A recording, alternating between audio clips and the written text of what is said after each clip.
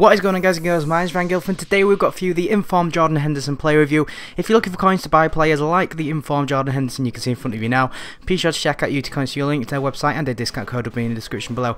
As you can see, we used him in a central midfield role. He scored 2 goals and got 2 assists, and I have to say the record there does not reflect on how good the player actually was for me. As you can see, we're looking at his in-game stats now. There's a lot of mediocre stats there, but they're very good overall. Like if you looked on his on the card stats, there wasn't a lot less than 70. I don't think. They were all relatively quite high. As you can see here, he's got high work rates. The physical stats, again, fantastic physical stats. The lowest is probably, I think that's 76 on his balance maybe, and as you can see, his mental attributes, again, very good overall. He doesn't lack in many areas, to be honest with you.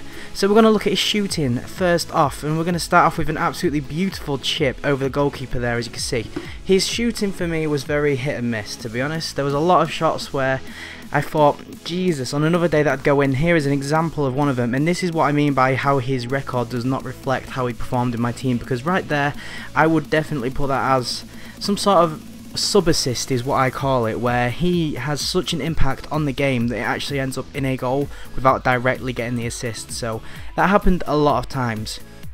Here is the other goal we do score with him. It's a beautiful left-footed finish. He's got 3-star weak foot, and to be perfectly honest with you, it felt more like 4. He had some really good shots with his left foot, but then again, sometimes he'd go through one goal and he'd pull out a shot and it'd go just wide, and I kind of felt that his shooting was hit and miss. It was really strange. It's like I said earlier though, he's kind of like not average all round, but he's fairly good as a whole at every kind of attribute on the pitch, and this really does prove it, to be honest. His shooting is either hit or miss. So yeah, we're going to move on to the next thing in a moment. We've got a couple more clips on the shooting. His dribbling and first touch, I think that's probably one of the negatives about him, although that was a pretty decent first touch there. He's got the type of dribbling where if you're running and sprinting, he knocks the ball like a metre in front of him. It's not tight control, it's not close control, it's just like a kind of clunky way of dribbling, but it does work for him because he can power up some really good long shots. We're going to look at his passing now, and his passing was probably the best thing about him for me.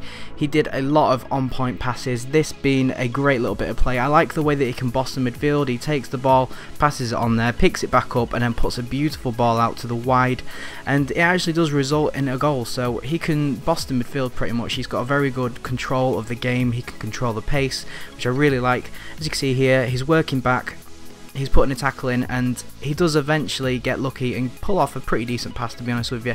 He does a little ball roll and slides it through there to Dimitar Berbatov, where on another day that would have gone in. So he's robbed of an assist there really by my poor shooting. I don't really know what else to say about this guy. I didn't get a chance to test his heading out because when it came to corners, he would either be the guy taking it or he would be the guy that stayed back. For some reason he just stayed back, he was never in the box. But as you can see there, that's a beautiful example of his physical strength. He can run with the ball, and there's defenders near him, but he's just kind of shrugging them off. He doesn't give a shit, he's just holding them back, and I really like that about him. His physical stats are good overall, defending stats are good overall, passing overall decent, shooting overall decent. He doesn't excel in any of these areas, but he doesn't do bad in any of these areas as well, if you know what I mean. As an overall player, he's good, and that's what I try to say. He wouldn't be good as a CDM. Well, he might be. He'd probably be good as a CDM, good as a cam, but I think he suits the centre mid role because he's good at both defending sides to midfield and the attacking sides. Whereas I think if you play somebody like, I don't know, Nasri at cam, then he's obviously going to perform better because he's really good at the attacking side of being a midfielder, but he's not very good at the defensive side. And vice versa with a centre defensive player like Javi Garcia or someone. You play him centre defensive mid, he's going to do a hell of a lot better than what he will do at centre mid. That's just my opinion. That's how I see this player anyway. I think he's just a good overall centre midfielder. I'd give him an 8 out of 10. Did enjoy him. If his price was 25-30k, I'd buy him every time.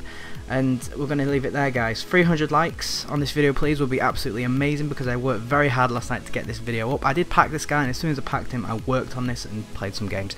So thanks for watching, guys. Leave a comment telling me what player to do next, and I will try and get around to that tomorrow. Thanks for watching, guys. I'll see you next time.